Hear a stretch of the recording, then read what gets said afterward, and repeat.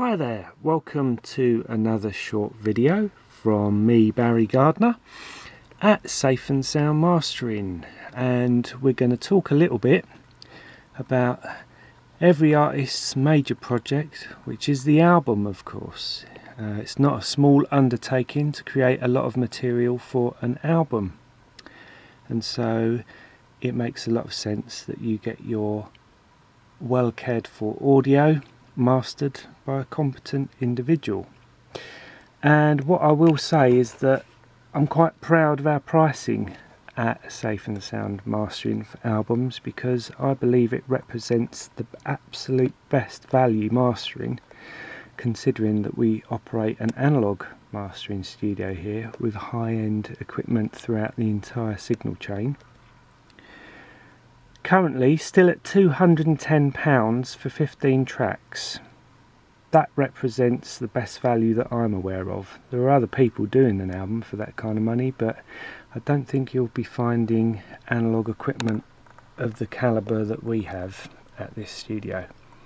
Plus, not to blow my own trumpet, but I do have 20 years of audio engineering experience, 7 years of that doing mastering work.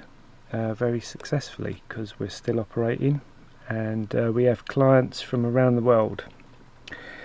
So when it comes to mastering an album, there are a number of considerations. Obviously you would be sending me 24-bit unlimited tracks ideally, so that means there'd be no limiter on the master output when you export your mixes. And when it comes to mastering for an album, obviously it's a fair number of tracks usually, and you need to get someone who's going to be able to put in the level of attention to detail to be able to undertake the project.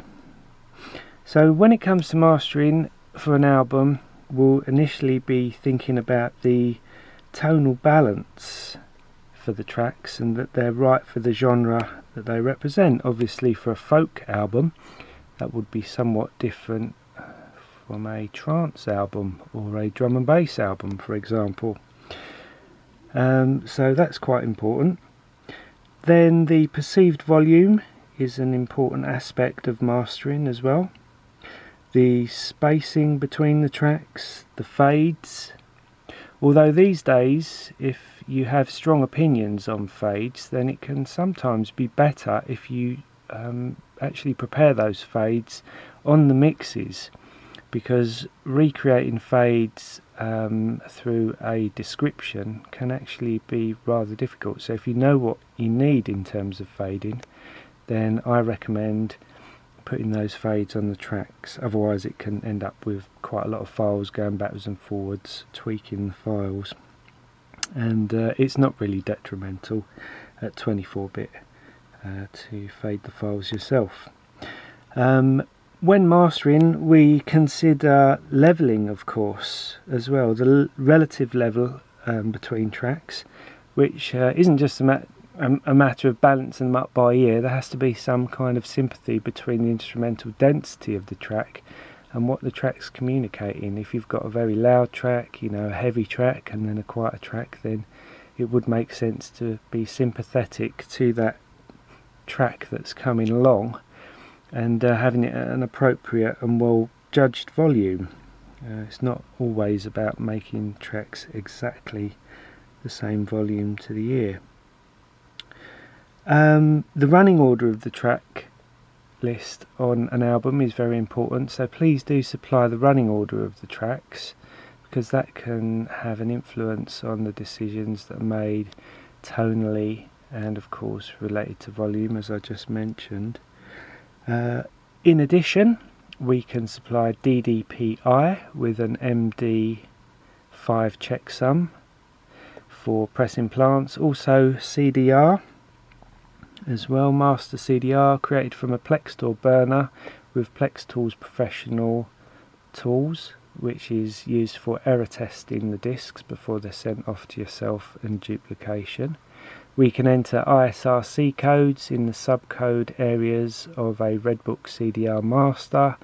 We can insert CD text for band name, release title and track names, of course, all inclusive in the mastering process for an album.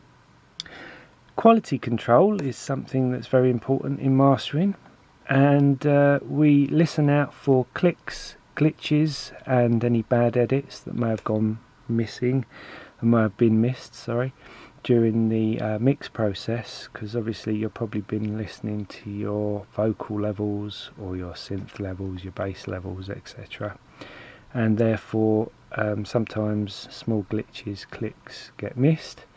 It's always a good idea to listen through to your mixes on headphones, just listening for any sonic anomalies before sending them to mastering can save a little bit of time, and it's always just generally a good professional practice to have listened to mixes in a critical manner, specifically for defects on headphones is a good plan. And I will lastly just say that we send all of our discs out by special delivery, and so far not a single one's been lost in the post, which is great because that's how we want it to be. So just quickly I'll run through the analog equipment here. At the top we have a analog equalizer based on a Sontec machine. It's the red one, and that's a 5-band equalizer, and it's stereo switched throughout. The Q controls on the top, frequency in the middle, 6 dB or 12 dB cut and boost controls, and then we have the gain controls at the bottom, various switches to bypass on an individual band basis. Then we have the legendary Manley Massive Passive, and that's 4-band EQ, passive equalizer, extremely excellent sound produced by this equalizer. It's a classic. It'd be hard to work without it now. I've got it in the rack because it's sublime. It's built like a tank and it sounds exceptional. There's no equalizer that I've heard thus far that sounds quite like it. Frankly, an amazing piece of equipment. Then we have a compressor. It's under the studio level control, which I'll speak about in a second. The compressor is a Summit DCL 200. It's a valve compressor, and it's quite a mellow compressor really. It's got an unusual quirk. It's got something called a slope control, which is, just under there, and that is similar to a ratio control, but it actually dials in a touch of warmth. It actually rolls a little bit of top end off at most attack times, so that's quite an unusual quirk for a compressor, so you can use it for some tonal shaping. Then we have the Veris, which is under that SPL meter, which is there. You can just see the VU meters. That's a Vari-Mu compressor, transformers and valves only, no solid state componentry, stereo ganged, it can be stereo ganged, and it has switch controls which you can hear now, and likewise we have lots of switches on that EQ, so it's all set up for mastering. Manley Massive Passive, easily recallable, not strictly necessary to have those controls ganged, because in all the time that I've used it I've never once heard an imbalance. It's so well built, it's precision equipment, sounds great. Studio level control, that is a passive volume controller that comes we come straight out of the Benchmark DAC1 HDR, which has LM4562 op amps, my favourite electronic op amp. It's exceptionally clean, exceptionally low distortion, very audiophile qualities, and that's built into the DAC1 Benchmark DAC1 HDR, which comes in through those purple cables in the middle, left and right channels, and we can see this is a passive attenuator. It's stepped and it has laser trimmed resistors, which means that it's something ridiculous between you know, it's extremely tightly matched between the left and right channel, which is obviously what we need for mastering. And last but not least, we obviously have a computer because we need to play back and capture audio, and we use Nuendo. Unfortunately, that's my phone in the background, so I'll just ignore that and carry on. Looking at the EMI plugin there from the Abbey Road plugin suite, we have a large selection of plugins that we use, of course, for manipulation of audio. What we find is that in the digital domain we can effect more surgical enhancements and corrections, so there is still a place obviously for high quality plugins. This is the DMG Audio Equilibrium plugin. So I think that, oh no, it doesn't conclude things. I missed out the speakers, which are all important, probably the most important item of equipment in the studio. These are PMC IB1S, very large format speakers. You can see it has a rather unique mid-range dome in the middle, and above that you can see an Avantone mix cube. Not really used for critical listening, as you might imagine, but sometimes I will flick over to that. Sometimes for mono compatibility, sometimes for checking a stem if I'm working with stem mastering. Obviously, all importantly is the acoustics. You can see one bass trap floor to ceiling there. There's actually about 5 or 6 of those in this room, plus other types of trapping as well, other than just broadband sort of Rockwell based ones.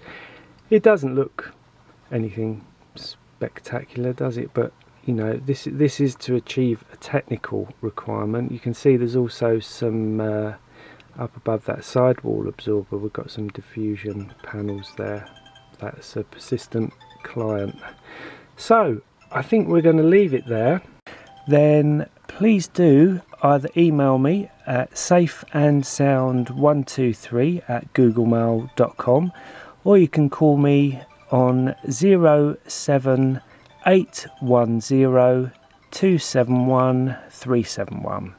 That's 07810271371. Thanks very much for listening, and I look forward to hearing your music and working with you in the near future.